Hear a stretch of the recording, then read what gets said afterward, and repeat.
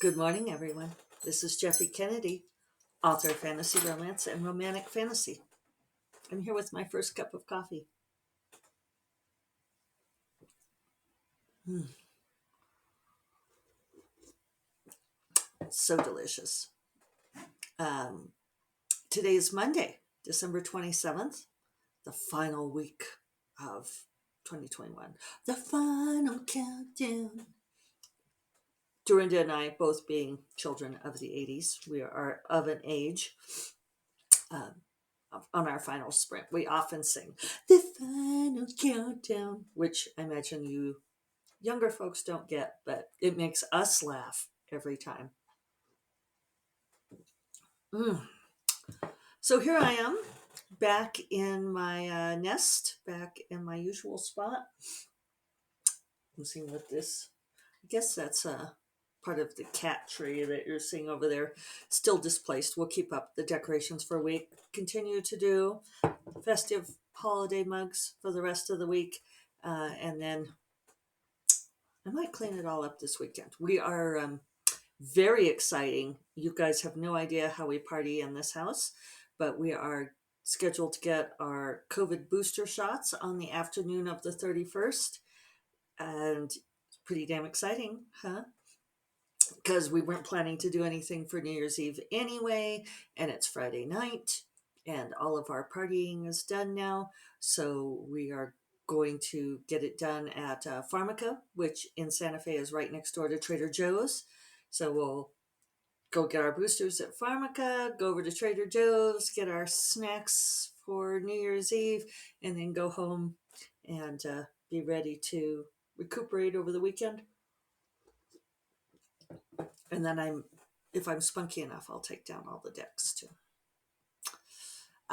Wearing a few things today that I got for Christmas. I figured it's incumbent on me to continue the earring plan 2021. If you're on video, you will see that I'm showing very cool earrings that I got from my stepsister Hope. They are copper. It's a copper circle with a bunch of sort of hammered danglies hanging down, and they look great. They look really good with my hair, and love them. Love them. She also gave me a very cool little earring hanger. I guess she bought the earring hanger first, and then had to find earrings to put on it. But I thought these were a great choice. And then my mom gave me this beautiful heart pendant, cloisonne. So I thought, well, I'd wear that today too. She gave me another pendant, which I will try to remember to wear tomorrow. So, so yeah, had a lovely holiday. Travel went smoothly. David was feeling a lot better, so he was able to participate in stuff. When we got there on Wednesday afternoon, we were even feeling spunky and sprightly enough that we went up to the resort hotel. My folks live in a patio home on a big resort, so they're like separate, they're actual homes, but they're on the golf course that originally belonged to the resort, now belongs to the patio homes. If you've been around for a while, I've talked about that. But it's a really pretty resort, with a gorgeous pool area, and they had fire pits. And we went up and we sat in the bar, and there were beautiful lights, and I had a fancy Christmas cocktail and an excellent dinner. And that was all just really super fun and shiny. And other meals we cooked in, we had lobster tails for Christmas Eve. They were delicious. And I didn't do any work. I barely got any work done on Tuesday. I was in serious short timer's disease, I guess. I was looking at my spreadsheet, and it's like, okay, now we need to get busy. I was thinking about taking time off this week. I know some of you were saying, oh, I should. No, I shouldn't. Not if I'm going to get Gray Magic finished. Oh, I did a whole lot of stuff for release of Fire of the Frost on Tuesday, which came out on Wednesday. And it's been fantastic. Thank you all for the glorious support of the book. I appreciate you sharing and purchasing. We were at #1 new bestseller for a number of days, which is pretty great. And it's been wonderful. The reception's been delightful, but I have been seeing people saying some things like, now I have to wait until February for the next installment in Jeffy's story, and it's like, yes. So I cannot take this week off. I'm feeling pretty rested. I'm feeling pretty good. Um, it's funny because you know how we have these jokes, these things like the final countdown. You have to make that face when you're singing it too. Um, that stick with you all your life, and you say them. You say these things, and nobody knows what the heck you mean. So it's like, what is even the point? Except I don't know. It entertains ourselves. Uh, it's like me. What is art? Who am I? Although I have explained it, but still people don't get it. Um, and I said something over the weekend uh, to my family, I think to my stepsister's family. I said something about, well, he's tanned, rested, and ready. And I ended up having to explain that one, which I believe goes back to Doonesbury, to Gary Trudeau's Doonesbury, and a joke about Nixon. Tanned, rested, and ready. So yeah, I'm feeling pretty good. I'm doing low key today. I'm also having to organize things. You cannot see the chaos that is my office on the other side here. It's like leftover wrapping chaos and Christmas chaos. And the house cleaners come tomorrow, so I'm going to try to de-chaos a little bit for their sake. Also because I'm fully aware that if I have things out that they can get to, then they put them places I cannot find them. It was funny because I had a little Christmas party. I think I mentioned it on last Sunday, a week ago Sunday. And some of the Writer Coffee people came over, and I was saying something to one of them, to Jim Sorensen, I was looking for something. And I said, I wonder where my house cleaners could have put it. And he kind of made this sound, and he goes, oh. And I said, is that a thing for you too? And he says, yes, every time, every time. And I said, oh, like what? And he said, well, he says, I can't tell you more about it because his son was there. And he said, because certain little ears have a tendency to repeat things at inopportune times. It was like, oh yeah, you can't have him telling the house cleaners that you were complaining about them. So, and it's really not a complaint. It's just a thing. That's like, so what I have is I have to replenish our local bookstore, Beastly Books, the fabulous indie, with a whole bunch of paper copies of my self-published books. Wonderful of them to carry them. And I talked to the manager, Twig, like a month, I don't know, a few weeks before Christmas. And he said, no hurry, but, here's what he wanted. And I mean, it's a lot. It's a lot of books. He said he wanted 4 of each of these and 6 of each of these others, and just to keep his inventory steady. And so I pulled out all of the books that I already have and put them in a big Amazon box, right? And then figured out how many I did not have, and I ordered more. And so I'm waiting they're supposed to arrive January 5th to 7th. And, and I said, do you want the ones I have now, or, bring them all in at once? And he said, just bring them all in at once. So here I had them sitting here neatly in my Amazon box, but then in the frenzy of Christmas shipping, I ended up needing the box. So all the books are stacked up now. And if I leave them stacked on the floor, longtime listeners, what will happen? That's right. The cleaning ladies will put them on my bookshelves, which is very organized and wonderful of them, and great in theory and disastrous in practice. It's like, no, don't shelve those books. I would put a note on them saying don't move them, but I don't think they read English. So I need to find another box to put them in, or something, some way to, casting about, some way to put them somewhere so that they will not be inadvertently remixed with the rest of the inventory. the thing. So, yeah, so I'm going to try to get organized today, do some things. I also have a mani-pedi, very important. So thrill a minute here at First Cup of Coffee. I'm looking forward to getting my head back in the book. I've been writing this same scene for days, and I think that this particular scene, I don't know if it's me or the scene that says it's not that an important scene, but for whatever, it's been slowing me down, and I need to get past it. So one thing I'm going to talk about this week, I'm going to make a concerted effort to do an organized presentation on a particular topic. We'll see how that goes. But some of the gals in the Faro Discord, hi gals, were talking about goal setting and tracking word counts and so forth, and how it can be too much pressure and all of this kind of thing. And I have many opinions on this topic, opinions with a capital O, and I have promised to talk about it. And I did not make notes, so we'll see how organized I am in discussing this. But I think one of the problems is that for many, especially newbie writers or younger writers, their first experience with tracking word count and going for a word count goal is NaNoWriMo.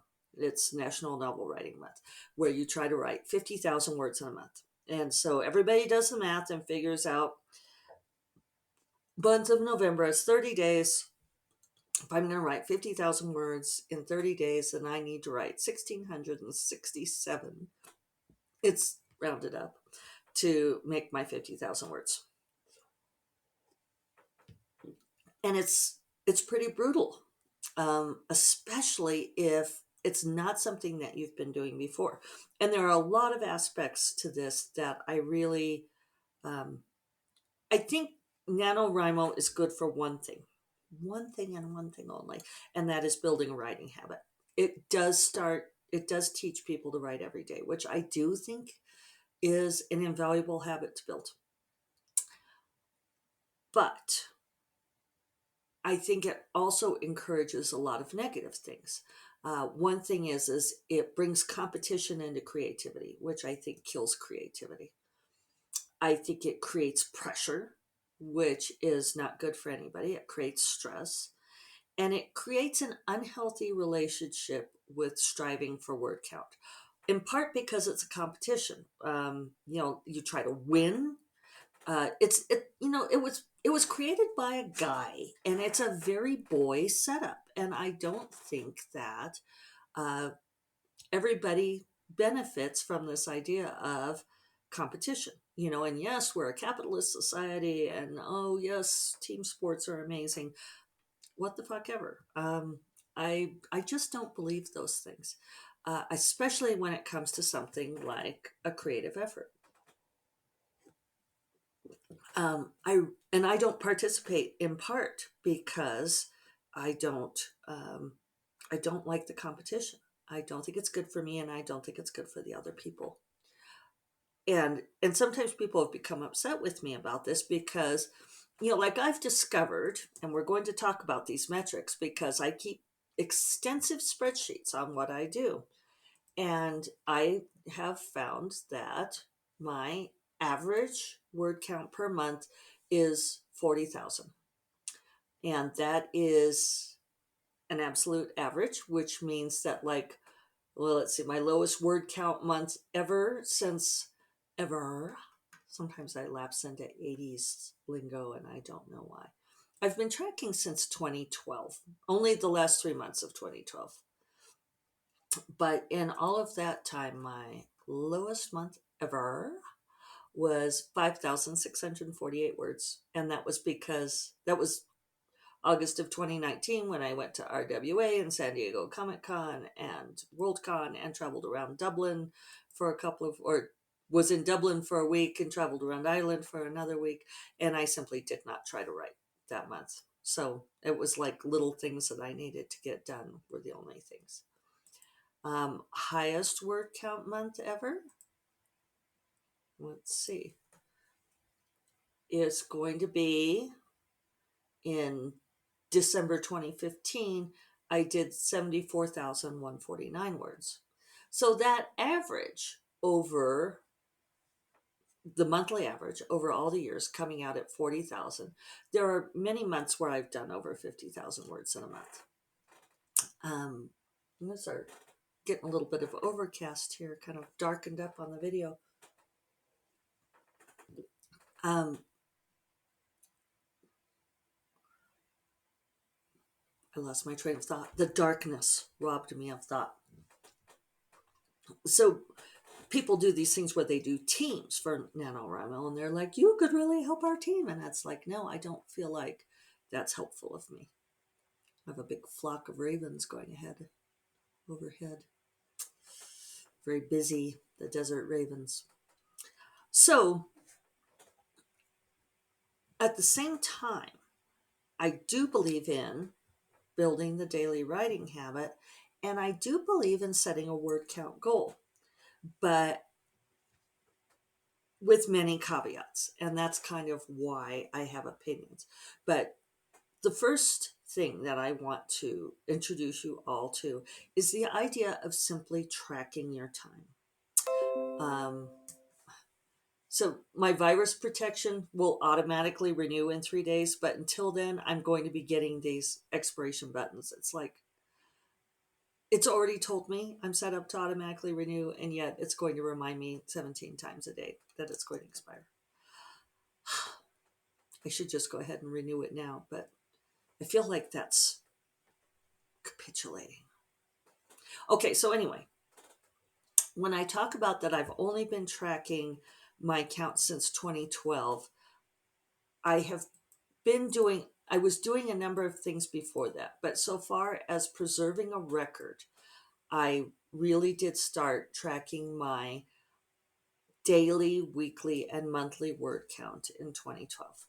Before that, I definitely had word count goals, but the tracking is the most important part because you can learn about yourself. You guys know that my mantra is figure out what your process is and own it, right? By tracking what you actually do, that is figuring out what your process is. By studying that data and learning from it, you are owning your process. And then you can get into the predictive aspect later. So the important thing here is that you want to approach this with a sense of curiosity and compassion. Think of it as being a field scientist. So you guys know that I come out of a biology background. I spent plenty of time in the field observing and in the lab observing various kinds of animal behaviors and so forth. So if you imagine that you are a scientist observing the writer in the wild, who is also you, that a field scientist doesn't go out and with judgment in her heart, right? So let's say that a field scientist is going out to observe the habits of Arctic foxes.